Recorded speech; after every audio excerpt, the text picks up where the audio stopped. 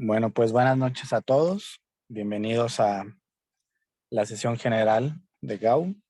El día de hoy un tema muy interesante de trasplante de membrana de Bowman para queratocono, un tema bastante actualizado. Entonces, Jesús, Tony, adelante. Bueno, muy buenas noches a todos. Gracias por su asistencia. Pues bueno, vamos a comenzar. La verdad es que este tema me gustó bastante.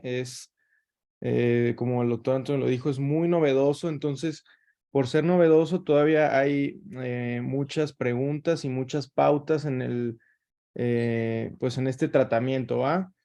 Entonces, bueno, su servidor, el doctor Jesús Moreno, junto con el doctor Guillermo Antonio Aranda y nuestro invitado especial, el doctor Saúl Pérez, damos inicio a nuestra plática, ¿ok? Primero que nada, vamos a dar el currículum del doctor Saúl Pérez. Él es egresado de la Universidad Autónoma de Querétaro. Cursó un diplomado para la formación de procuradores de tejido corneal con fines de trasplante, avalado por la UNAM. Hizo la especialidad de oftalmología en el 20 de noviembre. Hizo la subespecialidad de córnea y cirugía refractiva en el Hospital de la Luz. Estuvo en la Association for Research in Vision and Ophthalmology, Ocular and Systemic Outcomes According to Immunosuppression Therapy in Autoimmune Keratitis. Fue adscrito del IMSS de Irapuato. Es actual miembro del Colegio de Oftalmólogos de Irapuato, de la Sociedad Mexicana de Oftalmología, y se encuentra ahorita en OcuClinic y en VisualMed.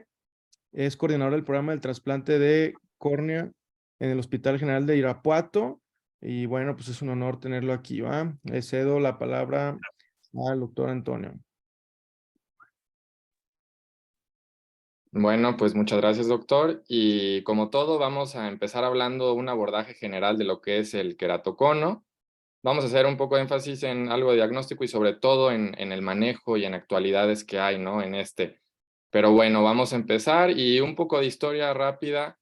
Recordar que los pioneros de esta enfermedad, sobre todo, fueron Dudell, Taylor y Mauchart en el siglo XVIII, donde se reconoce que nombraron a la enfermedad como estafiloma pelúcido cónico o estafiloma transparente de córnea, pero no fue hasta 1854 cuando John Nottingham publicó en su primer tratado Conical Cornea o córnea cónica los principales aspectos de esta patología, ¿no?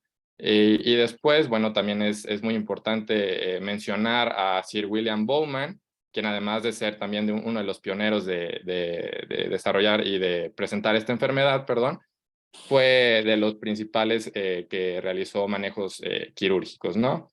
Pero bueno, esta es una breve introducción. Muy bien, pues, ¿qué es el queratocono? El queratocono es una ectasia corneal bilateral, asimétrica y progresiva que se caracteriza por un adelgazamiento corneal y protrusión apical, resultando en astigmatismo alto irregular, así como una disminución significativa de la agudeza visual.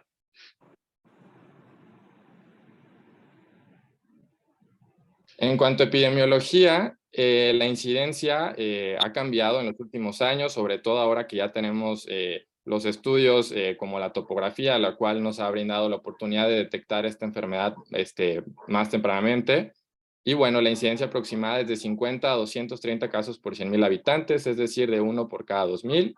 La prevalencia aproximada es de 54 por cada 100,000. Y importante recordar que generalmente inicia en la pubertad y es progresivo hasta la tercera o cuarta década de vida, cuando habitualmente disminuye o detiene su evolución.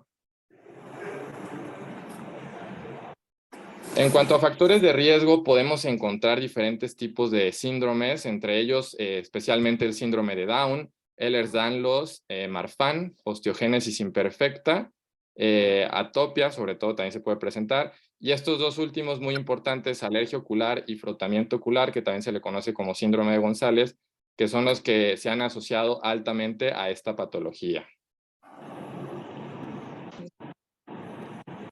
Ok, en cuanto a la fisiopatología, aquí pusimos de manera muy general los aspectos más importantes a recordar, ¿no? También es importante recordar que se ha descrito en varios estudios que hasta el 10% de las personas que padecen esta enfermedad pueden presentar algún tipo de herencia genética, sobre todo herencia autosómica dominante con expresión fenotípica variable, ¿no?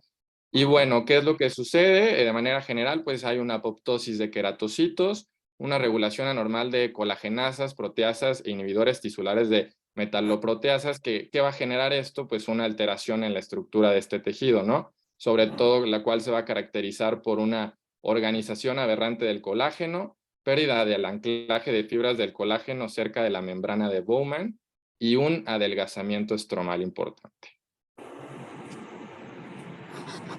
Aquí pusimos dos esquemas muy ilustrativos, muy interesantes. Del lado izquierdo podemos encontrar la distribución fisiológica de estas fibras, ¿no? Que podemos encontrar en la córnea.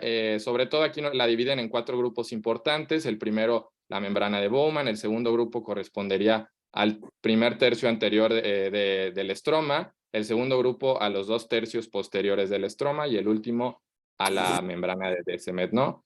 Y aquí pues lo importante es recordar la estructura de este tipo de fibras, dependiendo de cada uno de estos grupos que aquí nos lo dividen en 4, y pues que la dirección y la posición de estas fibras al final le va a dar la rigidez, la movilidad y la fuerza que este tejido necesita para funcionar adecuadamente, ¿no?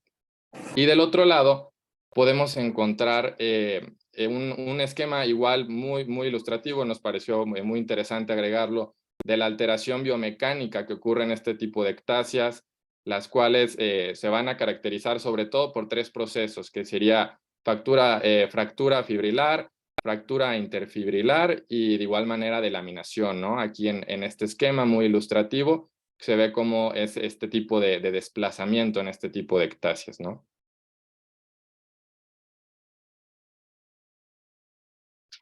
Ok, pues ahora sí vamos a empezar a hablar un poco de diagnóstico. Recordar, bueno, primero vamos a hablar un poco de síntomas y signos, los más comunes que encontramos. Pues sobre todo van a presentar los pacientes visión borrosa, astigmatismo irregular, prurito y fotofobia, ¿no? Siempre recordar que en pacientes jóvenes que estén llegando a consulta por cambios frecuentes en su graduación debido al aumento de la miopía y el astigmatismo, pues sospechar, ¿no? De este tipo de patología. Así como también los que no podemos corregir con refracción, con lentes aéreos, pues también hay que sospechar que algo está pasando y el queratocono sería una de estas opciones a sospechar. En cuanto a los signos, podemos ver el primero de ellos, sombras en tijera, que este es mediante una retinoscopía. Debido a los cambios en la curvatura, pues da este tipo de sombras, ¿no? Que se puede observar en la imagen. Las estrías de Vogt, que son un alargamiento de estas fibras de la membrana de Descemet, también características. El signo de Charlot o gota de aceite que podemos observar en estos pacientes. El signo de Munson, que es una alteración en el párpado inferior, una alteración palpebral cuando se le pide al paciente que voltee hacia abajo. El anillo de Fleischer por este tipo de depósitos epiteliales que también se presentan. Cicatrices reticulares en la córnea, ahí en la flecha blanca, pues estas como roturas, igual en la membrana de Bowman. Y pues por supuesto una de las complicaciones de este tipo de patología, que es el hidrops.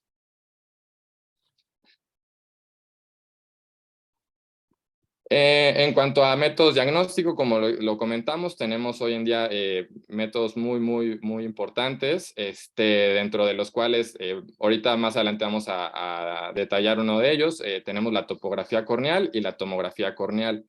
Esta clasificación que pusimos de Amsler-Cronich, importante pues recordar que sobre todo es para dividir el queratocono en estadios y pues que valora clínica, defectos refractivos, las queratometrías, así como el grosor corneal principalmente.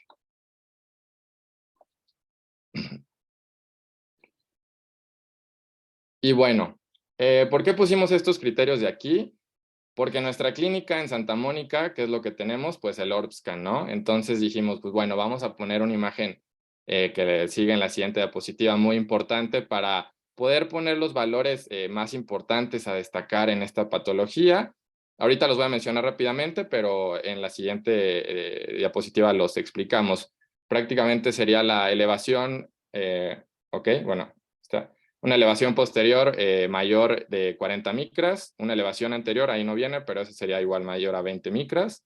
Una keratometría máxima mayor de 47.1 dioptrías, irregularidad a los 3 milímetros menor de 1.15, a los 5 milímetros menor de 2 dioptrías, y en el mapa keratométrico podemos encontrar esta diferencia entre superior e inferior a los 3 milímetros menor de 1.5, a los 5 milímetros menor de 2, y la paquimetría más delgada menos de 500 micras, así como la diferencia entre paquimetría central y periférica no mayor de 30%. Aquí en la siguiente diapositiva lo vamos a explicar. Bueno, aquí tenemos el Orb Scan con el mapa de elevación anterior y posterior en la parte superior, el mapa keratométrico en la parte inferior, así como el grosor corneal, ¿no? Damos a la que sigue. Y bueno, aquí vienen explicadas cada una de las anteriormente mencionadas. Esto creo que es muy importante porque hasta lo podemos tener ahí guardado en el teléfono porque bueno, estos números hay que aprendérnoslos, pero pues lo podríamos tener ahí guardado para cada que nos llegue un caso. De hecho, este estudio es de un paciente de ahí de Santa Mónica, ¿no? Entonces, bueno, empezando arriba tenemos la elevación posterior, que el límite, como dijimos, es de 40 micras, donde podemos ver que este paciente tiene de 54 micras, ¿no? Por lo cual está por fuera de los límites. La elevación anterior está en 27 micras y lo normal es hasta 18, entonces está fuera del límite. Posteriormente, keratometría máxima, ahí viene. El paciente tiene una keratometría máxima de 49.5 cuando el límite es de 47.1, por lo cual también está fuera de límites. Las irregularidades a 3 milímetros, el paciente tiene 4.4, lo normal es hasta 1.15, está alterado. La irregularidad a 5 milímetros, lo normal es hasta 2, el paciente tiene 4.3. Y la paquimetría más delgada, en este caso, tiene que ser, el límite es de 500 micras, la paciente tiene de 447. Y este último dato que pusimos aquí, de la diferencia entre la paquimetría central y periférica, que es máximo del 30%, ¿no? Entonces, nos pareció muy, muy interesante poner este tipo de imagen porque pues vamos a ver muy frecuentemente este tipo de estudios, ¿no? Y bueno, rápidamente, saber que ha habido nuevos avances en el diagnóstico de esta patología y sobre todo los podríamos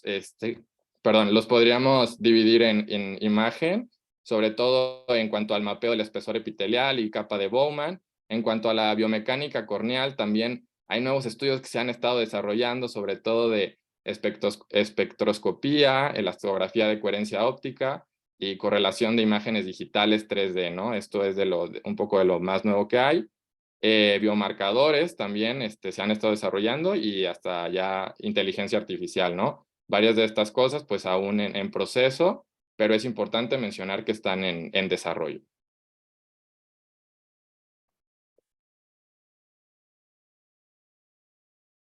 Bueno, vamos a continuar un poquito general acerca del tratamiento y ya enfocarnos en lo que vamos a hablar acerca del trasplante, ¿no? Sabemos que para el tratamiento tenemos enfocados en evitar la progresión, mejorar la agudeza visual y tratamientos combinados, ¿no? Pues bueno, existen los lentes aéreos, los lentes de contacto, el crosslinking, que es pues lo mejor ahorita que hay para evitar la progresión, anillos intraestromales corneales y la queratoplastía ya en estadios avanzados, ¿no? Actualidades del tratamiento, bueno, como ya lo mencioné, el crosslinking, que es relativamente reciente, hay un nuevo tratamiento que es una terapia celular, que no nos vamos a enfocar en eso, pero la vamos a mencionar, que son células madres derivadas del tejido adiposo, y ya los ciertos tipos de queratoplastía nos vamos a enfocar en el trasplante de la membrana de Bowman. Indicaciones de este nuevo tratamiento, bueno, va a ser cuando el paciente no es candidato a un crosslinking o un anillo intraestromal. ¿Por qué? Porque el queratocono ya está avanzado. Ya hay un adelgazamiento significativo y una curvatura también significativa. Existen dos tipos de trasplante de la membrana de Bowman. Está el inlay, que va a ser intraestromal, que puede ser de dos tipos. El que nos vamos a enfocar mi compañero y yo va a ser guiado por femtosegundo. Y también existe uno que es manual, que se hace una disección. No nos vamos a enfocar en ese porque se han visto más complicaciones, pero bueno, también existe. Y el que yo ahorita les voy a platicar un poquito, que va a ser el trasplante onlay, que es va subepitelialmente, ¿ok? Aquí me pareció importante ponerles un video acerca de cómo preparamos el tejido, ¿ok?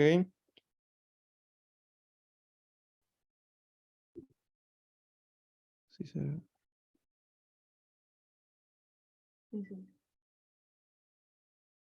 Bueno, primero que nada, vamos a tener el injerto, ¿no? Vamos a desepitelizarlo 100%, porque no queremos, de hecho, no queremos nada de células epiteliales. Se va a delimitar con una aguja 360 grados para ir empezando a hacer la disección de este tejido, ¿ok? El diámetro que vamos a delimitar va a ser de 8.5 a 9.5 milímetros aproximadamente. ¿Por qué es interesante este trasplante? Porque no necesitamos córneas con una calidad endotelial óptima. O sea, podemos usar una córnea que puede ser de una persona adulta que básicamente no tiene una calidad endotelial. Y bueno, le podemos extraer la Bowman y implantarla y nos puede ir muy bien en el tratamiento. Aquí vemos cómo parece que trae unos McPherson, cómo empieza a delimitarlo, cómo empieza a levantar un pequeño flap 360 grados. Ahí vemos cómo poco a poco, muy sutilmente lo empieza a levantar. Nos dice, bueno, describen que la Bowman es resistente, sí es una membrana pues dura, por así decirlo, pero aún así hay que tener mucho cuidado a la hora de la separación. Aquí utiliza una especie de cuchillete crece en el cual empieza a hacer ese levantamiento del flap. Hay que ser muy cuidadosos en este paso porque podemos perforar la membrana y bueno, pues ya no nos funcionaría adecuadamente.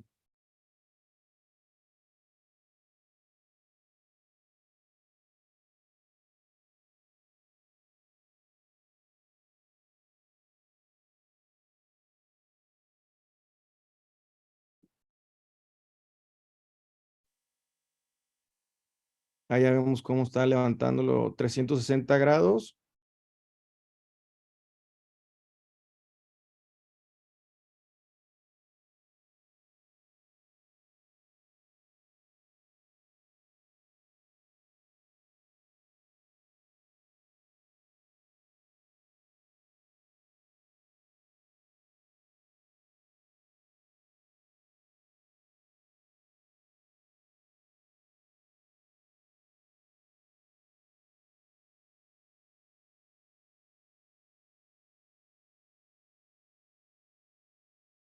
Una vez que ya se ha levantado un poquito más o hemos obtenido un poco de mayor disección, utilizamos estas pinzas especiales para empezar a levantar la membrana como tal. Se me pasó a mencionar que también se tiene que teñir con azul de tripano para obtener una mejor visualización del tejido, ¿ok?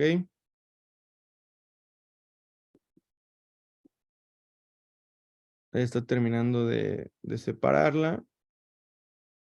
Y una vez que ya la separamos totalmente, la tenemos que sumergir en etanol al 70% justamente para eliminar cualquier célula epitelial residual, ¿ok?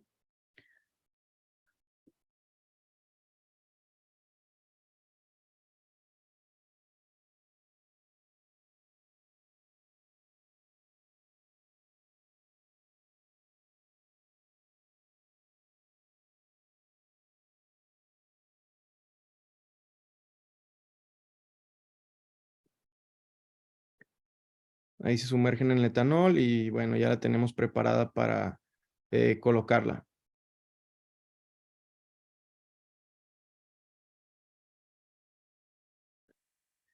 Bueno, los beneficios de este trasplante, vamos a obtener un aplanamiento de la curvatura corneal y vamos a reducir la progresión del queratocono avanzado. Como ya les había mencionado, se va a colocar subepitelialmente. Beneficios, pues no se necesita disección corneal y reduce los riesgos de este procedimiento. Y vamos a encontrar una rápida repitelización y se va a integrar el tejido y básicamente el rechazo del injerto es casi nulo, ¿ok? Entonces son unos buenos beneficios. Aquí vamos a ver otro videito acerca de cómo se hace ya el trasplante como tal.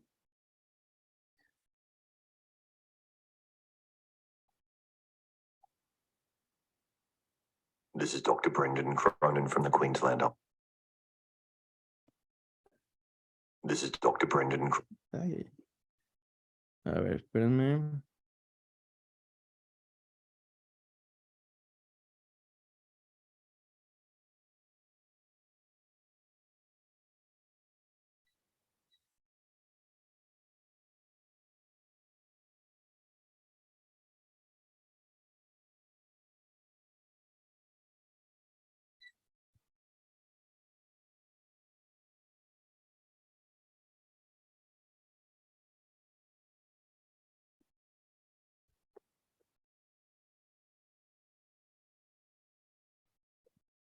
Ujú.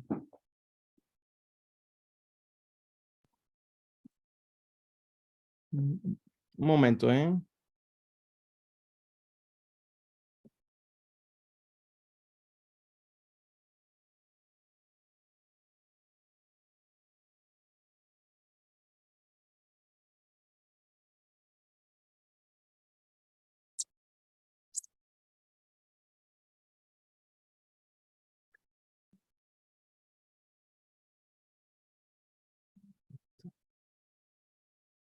Listo. This is Dr. Brendan Cronin. Listo. Bueno, una vez que ya hemos preparado el tejido, aquí ya estamos en las últimas de cómo empieza a preparar el tejido el doctor. Voy a adelantarle un poquito. Ya aquí tenemos el tejido como tal, ya listo para ser trasplantado. Entonces, aquí se realizó una desepitelización básicamente total de la córnea, ¿ok? Con un palito de hockey. Ya una vez que tenemos desepitelizada la córnea, centramos el tejido. Bueno, primero lo colocamos, lo planchamos bien. Una vez que ya está planchado, lo centramos lo mejor posible. También se puede colocar un poco de solución. Finamente se centra. Y una vez que ya está centrado, vamos a colocar un lente de contacto de vendaje, ¿ok? Y básicamente es todo. Se ve, la verdad es que se ve demasiado sencillo. No, lo que más sí difícil se ve es la preparación del tejido, pero el procedimiento como tal, pues se ve fácil, ¿no?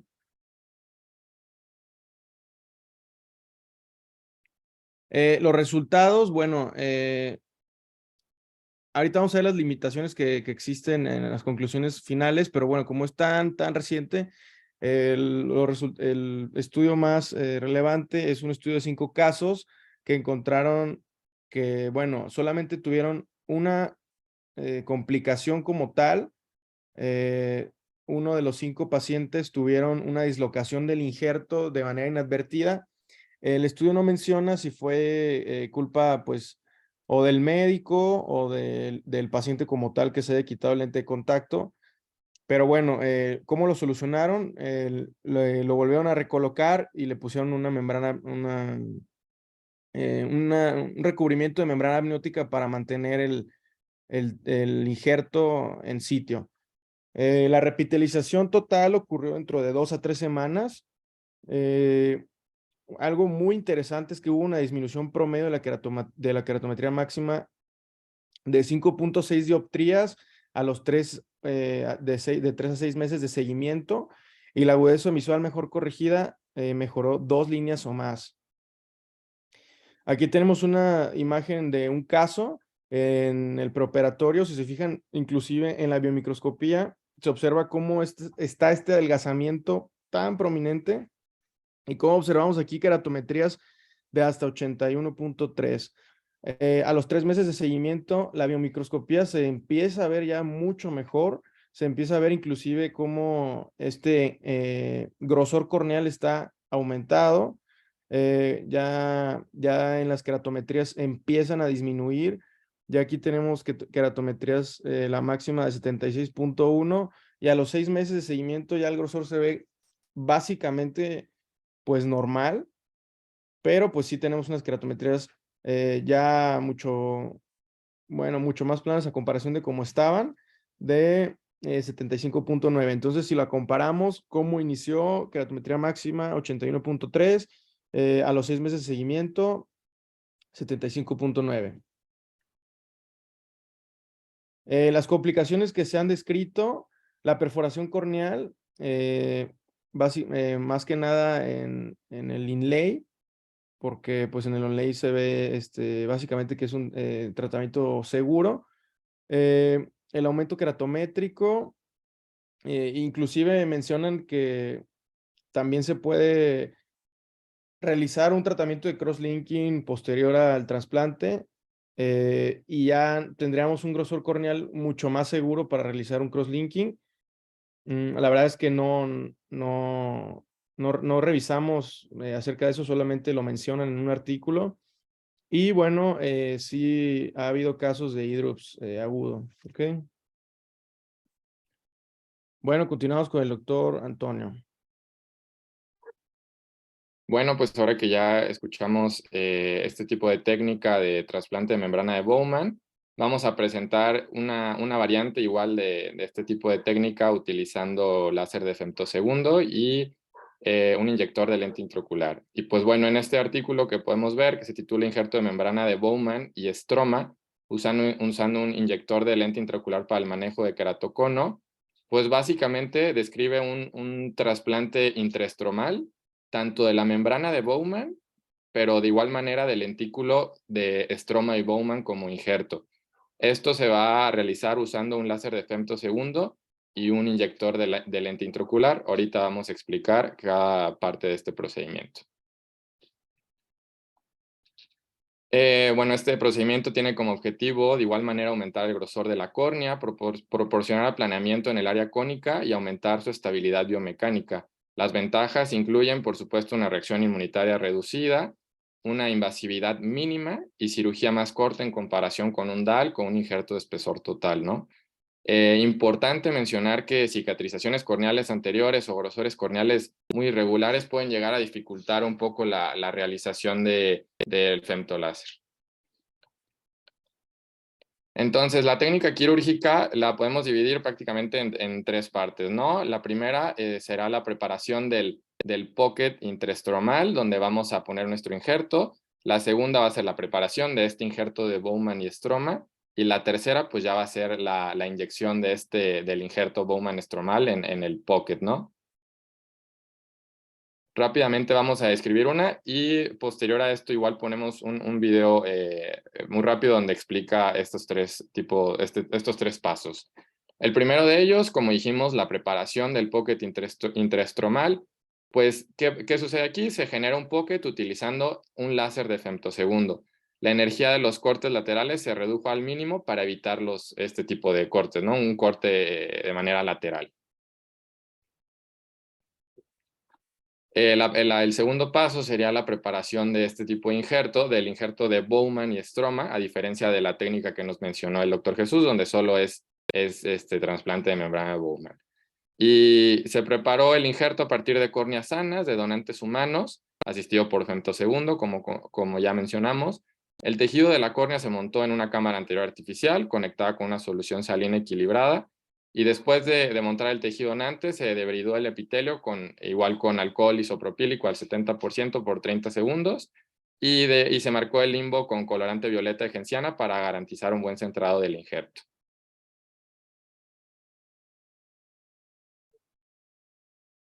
Y el tercer paso sería la inyección del injerto Bowman estromal en el pocket. Aquí importante mencionar que se utilizó anestesia tópica o perivulvar para este procedimiento. La bolsa intraestromal se abrió con un disector romo, evitando dañar la apertura del canal. Se instaló de 1 a 2 milímetros de solución salina para facilitar el paso de este tejido. Y pues se utilizó un inyector de lente intraocular para introducir el injerto. Todos estos 3 pasos que acabamos de mencionar, pues lo vamos a ver en el siguiente video.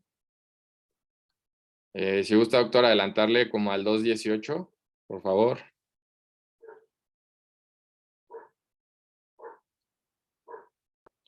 Y bueno, aquí como mencionamos, pues lo primero que vamos a hacer es mediante láser de femtosegundo realizar el pocket interestromal, ¿no? Donde va a ir, donde vamos a poner nuestro injerto. Es el primer paso en esta técnica quirúrgica. Entonces ahí, mediante el láser de femtosegundo, estamos viendo cómo se va a realizar este pocket.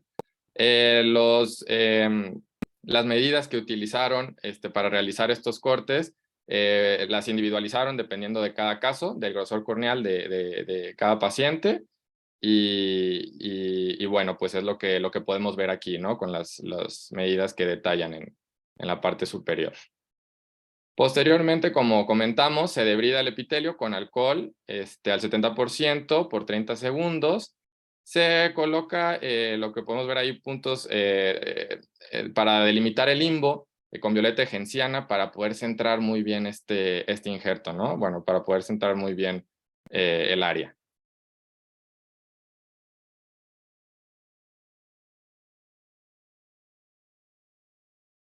Posteriormente, de igual manera como... Aquí está, listo. Pues ya como vemos, se tomó el injerto y lo que estamos haciendo aquí es abrir este pocket que se realizó con el láser previo de femtosegundo.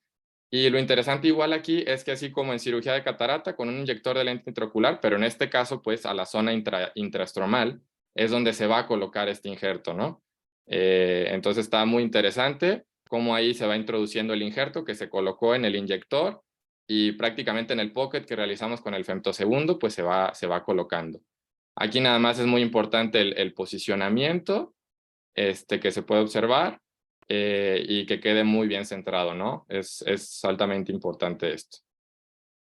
Como vemos, pues también un procedimiento quirúrgico relativamente muy sencillo. Ahí al final pusieron un lente protector. Como podemos ver aquí el implante muy bien colocado, sin ningún tipo de pliegues. Algunas imágenes del pre y del postoperatorio. Y bueno, ahorita más adelante creo que salen unos resultados que los voy a comentar más adelante. Si gusta ya dar a la siguiente diapositiva, doctor. Bueno, ¿cuáles fueron los resultados? Pues esta técnica que vimos en este estudio se utilizó en 10 ojos de 9 pacientes con keratocono de moderado a severo y un paciente con ectasia post-LASIK. Se observó que el injerto estaba dentro del pocket del estroma sin ningún tipo de pliegue, como lo comentamos. Se presentó un edema sutil en el periodo postoperatorio, pero resolvió aproximadamente en 1 a 3 semanas. La interfaz en todo momento permaneció clara, asemejándose a la interfaz LASIK estándar, pues que conocemos, ¿no? En cuanto a números que nos interesan, pues la paquimetría corneal media aumentó aproximadamente de 394 a 557 micras, siendo considerable. El astigmatismo tomográfico medio disminuyó de 5.23 a 4.04 dioptrías, también siendo significativo. La queratometría más curva media disminuyó de 55.8 a 53.9. No fue significativo. Y bueno, no hubo diferencias significativas entre la agudeza visual corregida preoperatoria y posoperatoria. Y bueno, aquí podemos ver en este esquema 4 pacientes. Las imágenes de arriba son preoperatorias, las imágenes de abajo posoperatorias, con el aumento de la paquimetría, ¿no? Marcado en cada una de ellas. En solo son 2 pacientes, todas las imágenes de arriba es del primer paciente y las de abajo del segundo paciente.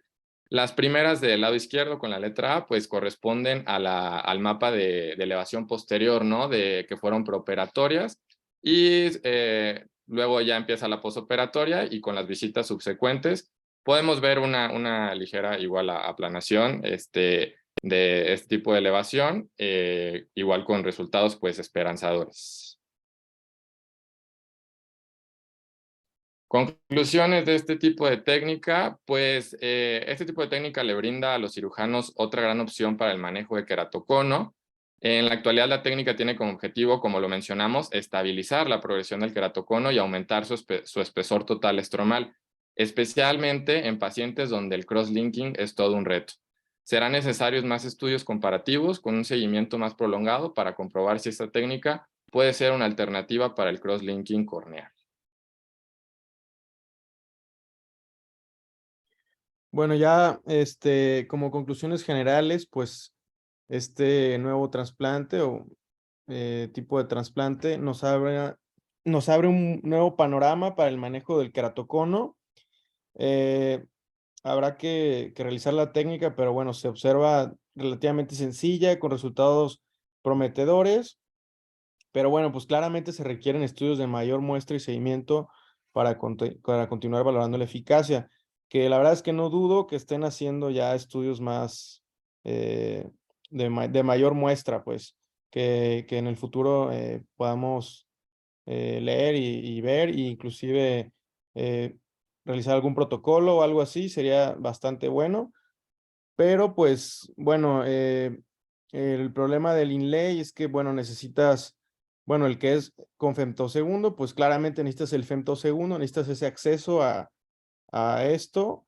Y el onlay, pues sí, se observa un poquito más fácil, un poquito más accesible a los cirujanos, pero pues conseguir las córneas y hacer la preparación del injerto es un reto, ¿no? Pues esto sería todo. No sé si existan alguna duda, algún comentario, doctor. Sí, sí, claro. ¿Sí me escuchan? Sí, doc. Muy bien. Hola, buenas noches a todos. Fíjense que este trasplante de membrana de Bowman a mí me pareció muy interesante porque en la vida real, en la práctica diaria, sí es posible utilizarlo. Miren, cuando ustedes tienen un paciente que llega a su consultorio lo empiezan a revisar ustedes y se dan cuenta de que tienen la sospecha de un queratocono, lo primero que tendrían que hacer es checar el autorrefractómetro. Es lo que todo mundo tiene en su consultorio. Hacen un autorrefractoqueratómetro y ahí ven las queratometrías. Digamos que es el paso número 1.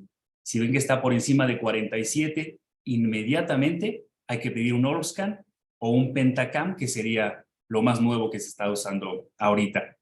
Ya con el estudio, si el paciente no cumple los criterios para hacer un cross-linking y detener la enfermedad, lo que ustedes tienen que hacer primero es mandar a su paciente a hacer una prueba de lentes de contacto.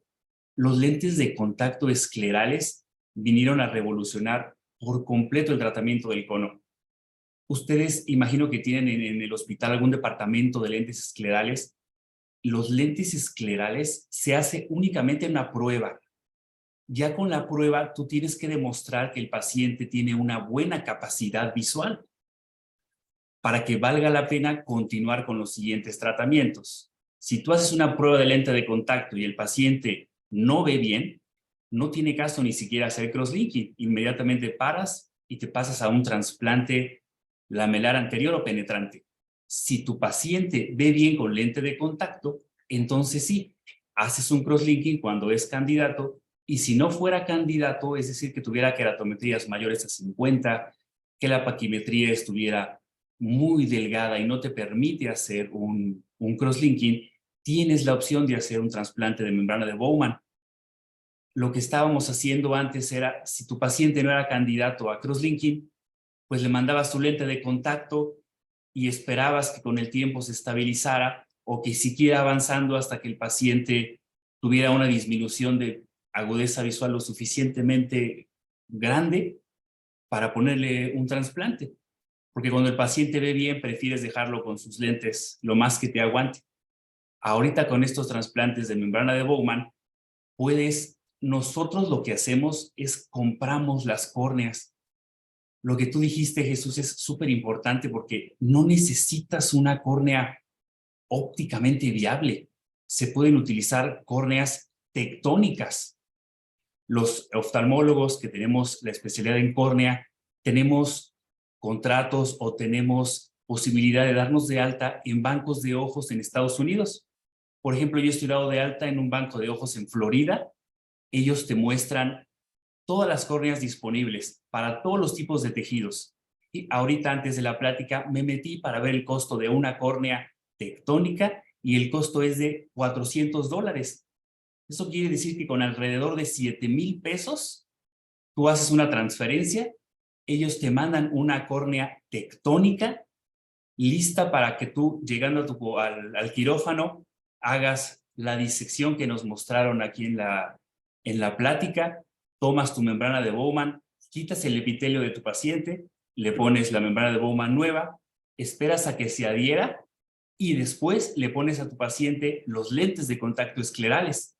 De esa forma valió la pena hacerle un trasplante de membrana de Bowman, ¿no? O sea, realmente todas estas opciones están disponibles, ¿eh? Están disponibles y los tejidos es más fácil de conseguir de lo que uno podría imaginarse, ¿eh? En los hospitales oftalmológicos, en el Hospital de la Ceguera, en el Conde, en el Hospital de la Luz, seguramente en Guadalajara, el femtosegundo te ayuda muchísimo, muchísimo. Pero cuando no está disponible, poner la membrana de Bowman encima de la membrana de Bowman del paciente es una buena opción. Y de hecho es más barato que un crosslink. O sea, son opciones terapéuticas disponibles e importantes para los pacientes. No sé si tengan alguna duda, algún comentario, alguna duda de los otros médicos. Hola, buenas noches. Buenas noches, Javier, ¿cómo estás? Buenas noches, ¿qué tal? Primero que nada, muchas felicidades a los tres. La verdad estuvo bastante interesante. Muy detallado, muy bien especificado todo. Me gustó mucho su sesión, muchas felicidades. Y yo tengo dos dudas. La primera de ellas, ¿cómo se decide a un paciente hacerlo la técnica inlay u onlay? ¿En qué se basa uno para decidir esta o esta? A lo mejor sí lo dijeron, pero como aquí mi internet no es muy bueno, no lo alcancé a percibir. Y la otra es, a largo plazo, dependiendo de cada técnica que uno haga, ¿cuál resulta ser mejor o cuál tiene menor tasa de complicaciones? Por favor. Claro, mira, cómo decides entre hacer un onlay o un inlay realmente depende de qué tengas disponible en tu hospital. Si tú tienes un láser de femtosegundos disponible y el paciente tiene la posibilidad económica de pagártelo, hacer un inlay está muy bueno, porque además de poner Bowman, agregas un poquito de estroma anterior. Si se fijaron en la presentación que puso Guillermo, en el tercio anterior de la córnea las fibras están entrelazadas. Entonces tú agarrarías un pedacito de fibras entrelazadas, además la membrana de Bowman, y la metes en el pocket o en el sobrecito que creaste con el femtosegundos. Si no lo tienes disponible en el hospital o el paciente no lo puede pagar, pues nos quedaría la opción del onlay, simplemente quitar el epitelio y poner el otro. A la larga, yo creo que los mejores resultados te los tendría que dar el que se acompaña de estroma, porque hace que sea muchísimo mayor el soporte que tú le estás dando a la córnea anterior. Gracias, doctor. Bueno, eso me llevó a otra duda. ¿Es mucha la diferencia de un costo de un inlay a un onlay? Sí, en el onlay únicamente tendrías que pagar la córnea. Por ejemplo, considerarías los $400 de tu córnea, ya con envío puntos son $500, la renta de quirófano, Okay. pues lo que tú agregues como tus honorarios, ¿no? Probablemente la cirugía quede en 15,000 pesos, por algo decir. En el femtosegundo serían los 15,000 más todo lo que te agreguen de la renta de láser. Normalmente el láser de femtosegundos lo están rentando en 15,000, 18,000, o sea, casi sería el doble doble. por agregar la renta del femtosegundos. Okay. Gracias, doctor.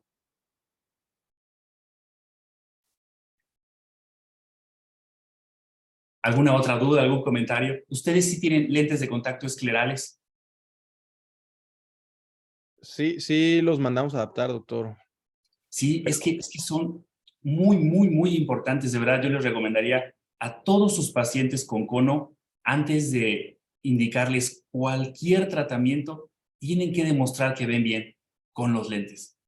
Si el paciente no ve bien, no tiene caso hacerle crosslinking, no tiene caso proponerle otro tratamiento, porque de nada sirve que tú detengas la enfermedad y tu paciente no ve nada. Ponles los lentes, le demuestras que ve bien al paciente, que no se los compre, y después haces crosslinking, trasplante de membrana de Bowman, colocación de lente intraocular tipo ICL, y después le mandas sus lentes de contacto, ¿no? Para que valgan la pena todos los otros procedimientos que se pueden hacer en la córnea. Doc, otra cosa que sería bueno, no sé qué opine usted, empezar a hacer el trasplante, o sea, no esperar a que el cono esté tan avanzado, sino hacerlo un poco antes de que esté, o inclusive en cuanto te llega y lo diagnostiques, si no es, bueno, aunque aún así sea candidato a crosslinking, pues realizar el trasplante y observar los resultados que pudieran obtener por pues el aumento de este grosor y la detención de la progresión, no sé qué. Sí, totalmente cierto, ¿eh? Yo creo que va a llegar un momento en el futuro que se van a combinar. Le van a hacer a los pacientes trasplante de membrana de Bowman más crosslinking. Y al disminuir tanto la queratometría, seguramente va a haber pacientes que van a tener buenas visiones aún con lentes aéreos. Y probablemente se pueda hacer PRK sobre el epitelio de un paciente ya con estos trasplantes, sobre todo con el que se utiliza femtosegundos. Como haces que el estroma crezca, crece la paquimetría y puedes hacer un PRK también. Tal vez en el futuro hasta podamos quitarles los lentes. Sí, sería bueno. Muchas felicidades a todos. Yo tengo una duda, doctor. ¿Sí? ¿Cuál sería la paquimetría, digamos, límite para poder realizar el procedimiento? ¿Para un trasplante o un Ajá, crosslinking? sí. No, para el No, trasplante, para un trasplante. pues Sí. mientras tenga por encima de 350, se puede hacer. Sin ningún problema, ¿eh? Sobre todo cuando haces un onlay, hasta más delgaditas la podrías hacer. Porque como solamente retiras el epitelio, no hay ningún problema. 350 micras. Si fuera con femtosegundos, tal vez cueste un poco más de trabajos, pero entre 300, 350 micras son buenos grosores para hacer los trasplantes todavía. Sobre todo si la córnea está transparente. Hay pacientes que tienen córneas transparentes con queratometrías casi de 60 y paquimetrías de 290, picudísimos y transparentes. Entonces, ahí se podría intentar todavía. Y eso aumentaría Perfecto, doctor. Muchas gracias. Sí, inclusive ahí, cuando ya la queratometría es demasiado delgada, menciona que aumenta el riesgo de complicación, o sea, a puedes la hora perforarlo muy fácil. puedes perforarlo, exacto, y ahí, pues, no sé, mi opinión sería irme por un onlay Exactamente, mejor un onlay. activamente más seguro y pues un resultado pues también óptimo.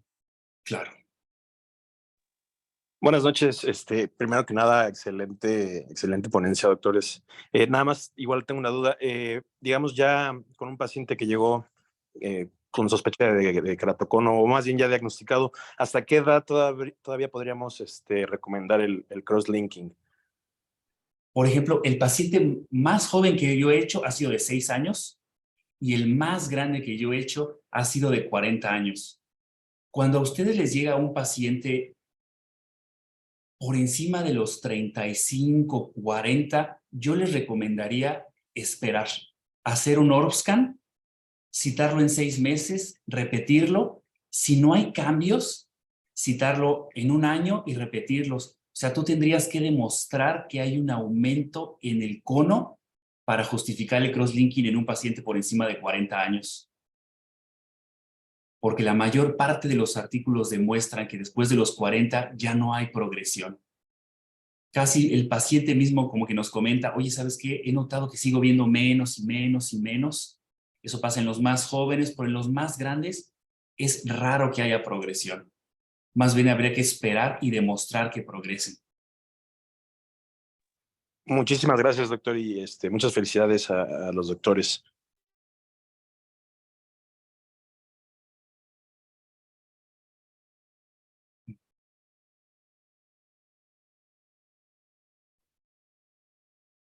Pues sí, ¿alguna otra duda? ¿Algo? ¿Nada? No. Yo, doctor, buenas noches. Buenas noches. Felicidades a mis compañeros.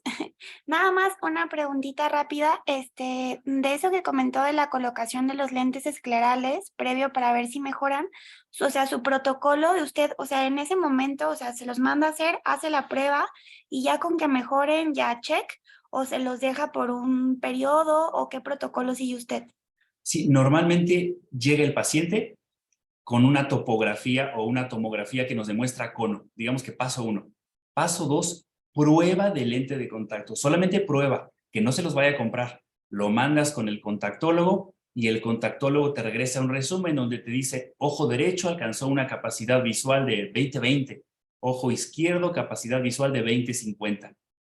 Después de eso, ya decides hacer cross-linking o haces trasplante de Bowman, y hasta un mes después se lo regresas al contactólogo para que vuelva a crear los lentes de contacto y se los ponga. O sea, la primera es únicamente una prueba para demostrar su capacidad visual. Y no se pueden hacer luego, porque después del cross-linking la córnea se aplana. Entonces, si ya le compraste un lente, cuando se los ponga después del cross-linking, no le va a gustar, que ya no ve. Entonces, primero se hace la prueba. Sí, sería como el primer paso. Ya para acá afuera, ¿cómo tienen que hacerlo? Prueba. Primero una prueba. Demostrarle que ve bien. Excelente. Muchísimas gracias y de nuevo felicidades. Hola, doc. Yo tengo una duda. No sé si ya tenga experiencia usted con el trasplante DALK y qué diferencia habría entre ese con el de la membrana de Bowman. Con el trasplante DALK, lo complicado es hacer las lamelas. Cuesta mucho trabajo hacerlo de forma manual.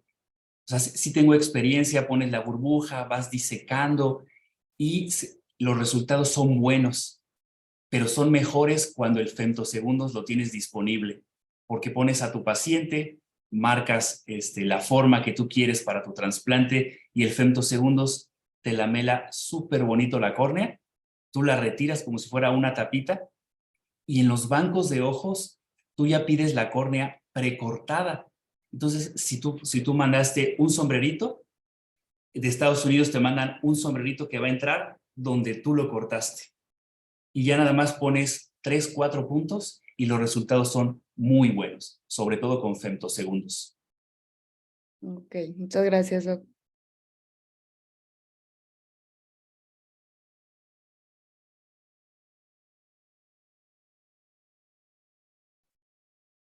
Bueno, no sé si haya otra duda, comentario para pues proceder al final de la charla.